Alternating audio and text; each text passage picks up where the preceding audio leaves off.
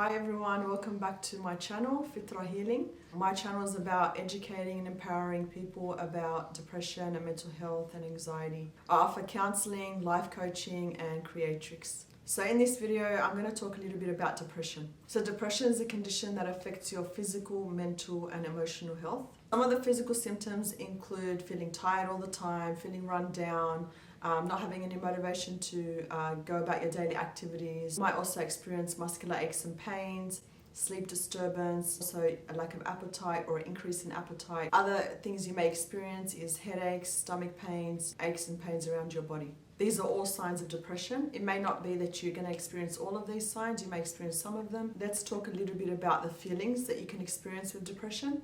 You may experience feeling sad, feeling lonely, feeling frustrated, feeling angry, disappointed, miserable, let down. These are all feelings that can be associated with depression. It's important to look for these symptoms not just within yourself, but it could also be for a close family member or someone around you may also be experiencing these symptoms. Some thoughts that someone with depression may experience are their thoughts of like feeling worthless, thoughts of it's not worth living, hopelessness, I'm a failure, it's my fault, self-doubt. Some behaviors to look for, that is a change in your social life, not wanting to go out with your friends anymore, wanting to stay at home all the time, being isolated possibly in your room or at home, not enjoying activities that you used to enjoy in the past, maybe not even wanting to go to work. But you may also feel withdrawn, lack of concentration, lack of memory. There is help for depression. You don't need to suffer alone. And also it's important to be aware that long-term depression can actually change the brain and can actually affect relationships.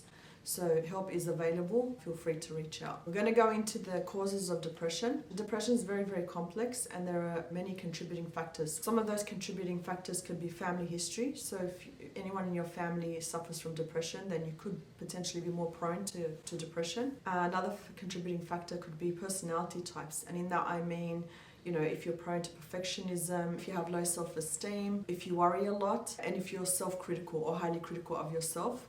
All of these personality traits can contribute to depression. To give an example, with low self-esteem, it can affect the way that you view yourself and the way that you think that the world views you.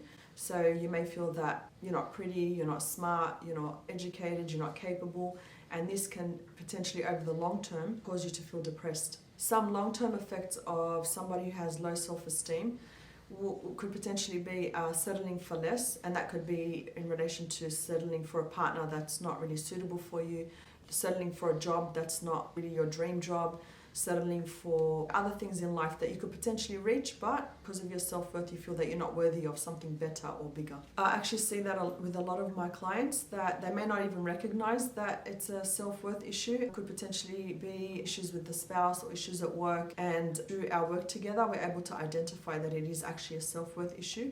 So when someone has low self-worth, it actually impacts many, many areas of their life. As I was mentioning with personality types, we mentioned that perfectionism is another contributing factor for depression, because never being satisfied or happy with your work or with your life, and so you're constantly thinking that you're not performing to your best ability and constantly trying to do things over and wanting everything perfect. So perfectionism can also impact those around you, affect your family members, affect your work and affect your progress and ability to do things. Perfectionism in contrast to having low self-esteem. So we mentioned that with low self-esteem, for example, that you'll settle for someone less. As for someone with perfectionism, they'll find it hard to settle with anybody. They'll constantly be finding faults within people or faults within themselves, faults with the things around them, and that could also lead to depression and loneliness and being isolated. Other causes for depression could be a serious medical condition. So if somebody's had a long-term chronic health condition such as autoimmune disease, arthritis, even chronic back pain,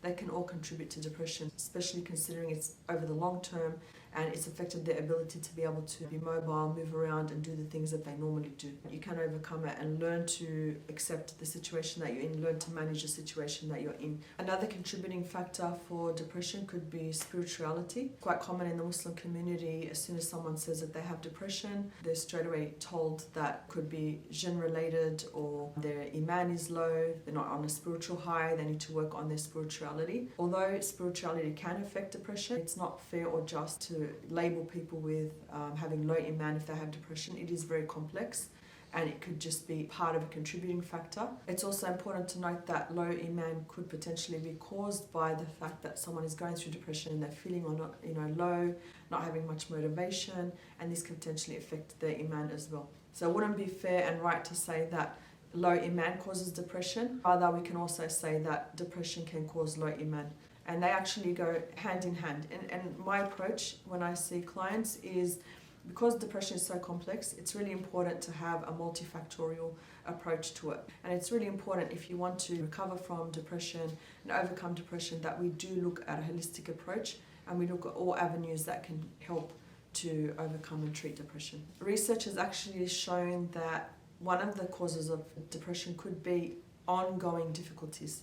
So if someone, for example, has a chronic illness over the long term unemployment, in a long-term abusive relationship, all of those could contribute to someone experiencing depression, more so than someone going through a short period of difficulties. Common type of depression is something called major depression. This is very different to when we feel down or sad. It's very, very common for all human beings to go through stages in life where they feel a little bit down, a little bit sad, lacking motivation, not really feeling happy, maybe not achieving their goals, whatever it may be, but it's short term. And how we distinguish that from ongoing major depression is if the symptoms occur most days of the week and for more than 2 weeks.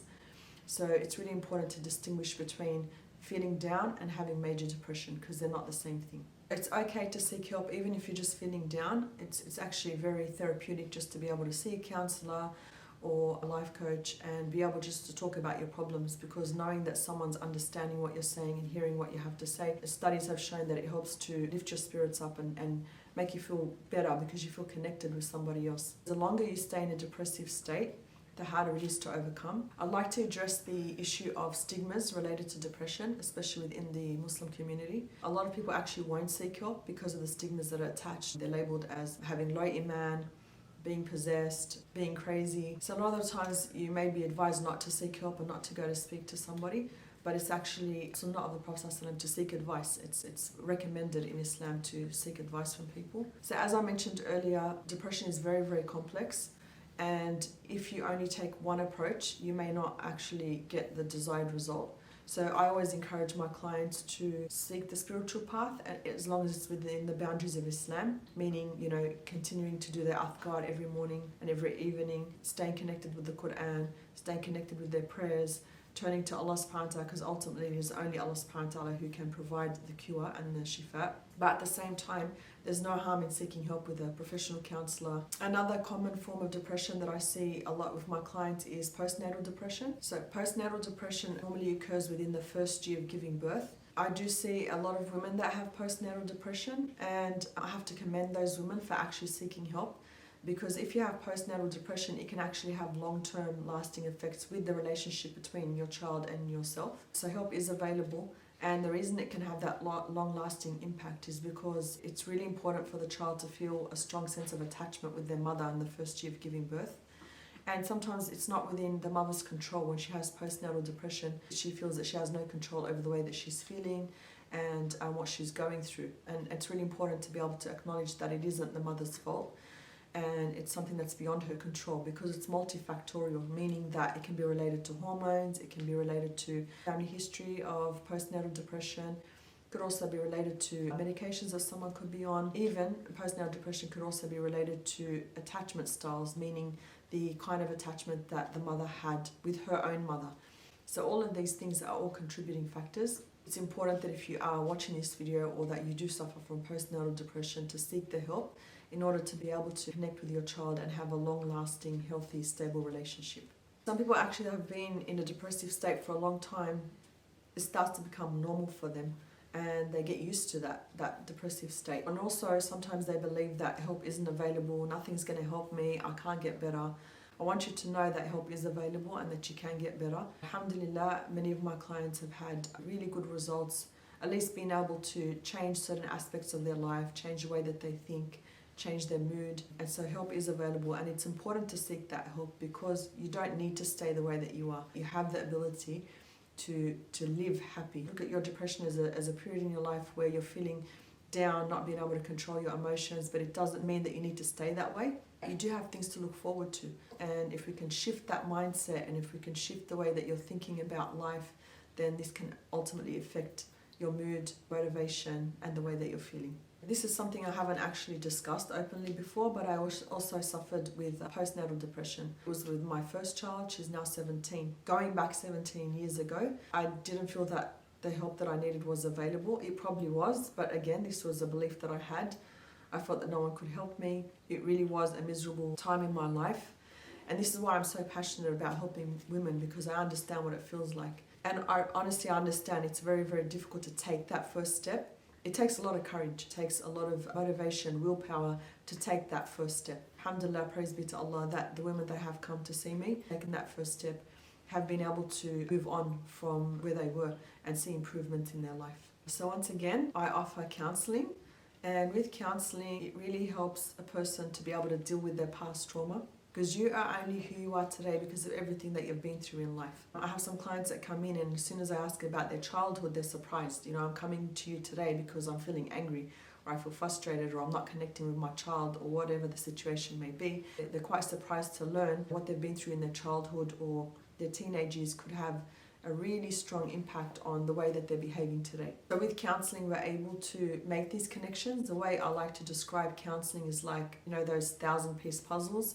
And when you look at it, you feel overwhelmed and you think there's so much work to get done. But with counselling, what we're actually doing is slowly piecing the puzzles together. We're making connections, trying to understand where you were and how far you've come, making connections between your current behaviours and belief system, sort of like putting the pieces of the puzzle together. And that can be really empowering for a lot of women. It can help you to change your belief system. It can help you to come to terms with trauma that you've been through. Other treatments that are available with Fitra Healing, with myself, is life coaching. With life coaching, it's more about moving forward. With life coaching, we're looking at setting goals, working towards those goals, also identifying what are the things that are blocking you from achieving those goals. Because sometimes we have a goal and we really want to reach that goal, but we don't realize that there's actually a belief or behavior that's actually stopping us from achieving those goals. So part of our work together would be identifying what are the beliefs that are holding you back from achieving those goals. Another tool that I use with my clients is something called creatrix. Creatrix is a tool that is used that works on the conscious and unconscious mind together. What it involves is identifying belief systems that you may have, emotions that you may have. Examples of that could be, I'm not worthy, I'm not good enough, anger, frustration, resentment. And based on those beliefs or emotions that you have, we then work on the conscious and unconscious mind together to basically erase those beliefs that you have or change the beliefs that you have. It differs to counselling in the sense that it's very, very quick. So whatever issue we're dealing with is resolved on the day. And I have testimonials on my page. Feel free to look at the videos on my YouTube channel. It's also really important to mention that creatrix is not like hypnosis. You're actually fully aware throughout the whole session. And the other thing that I love about creatrix is that a lot of the times when you're going through a problem, you feel stuck. And your friend may call you with the same problem and you very easily can offer the advice that they need, but when it comes to yourself, you feel stuck. So no one knows you more than you know yourself. And one of the things with creatrix is that you're actually coming up with your own solutions for your problem, but we just assist you in the process. So these are the services that I offer. If you feel that you're not quite sure if I can help you or what service is best for you, then I also offer a discovery call, a quick 30-minute call just to discuss what your concerns are, where you'd like to most seek help with, and how I can best help you. And if I can't help you, then I would refer you to more appropriate services. I hope you enjoyed this video. I plan to upload more content, so please subscribe to my channel. You can also find me on Instagram and Facebook at Fitra Healing. I'll leave all the important links and information in the description. Please like the video and comment below on any topics or areas of concern that you'd like me to present. Assalamu alaikum. Thank you for watching the video.